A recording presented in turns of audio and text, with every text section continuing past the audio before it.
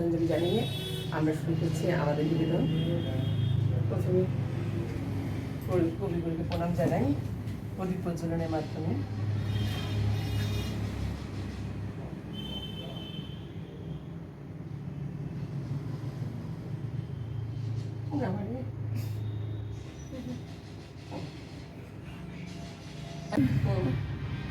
সবাই কবিগুরুকে আমরা সবাই প্রণাম জানাই, পুষ্পাঞ্জলি দিলাম।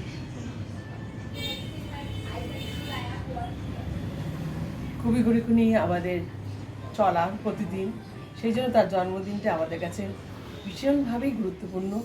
আজকের দিনটি আমাদের প্রতিনিয়ত সবাই জানি, আমাদের বাঙালিদের বিশ্বকবি রবীন্দ্রনাথ ঠাকুর ছাড়া আমাদের কোনোদিনই চলতে পারে না। সেই জন্য কবিগুরু আমাদের সবার মণিকোঠায় বিরাজমান। একে একে আমার স্টুডেন্টরা দিবে পুষ্পাঞ্জলি। তো মেঘলা আয়ুষী সবাইকে বলবো তোমরা কবিগুরুকে প্রণাম জানিয়ে আমরা শুরু করবো আমাদের প্রথম নিবেদন। মেঘলা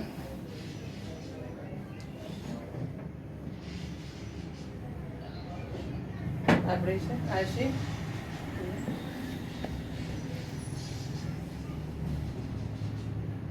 সুন্দর করে দে শিবাই, খুব সুন্দর করে কবিগুরু প্রণাম জানাও। ওনাকে নিয়ে আমাদের পথ চলা, তাই না?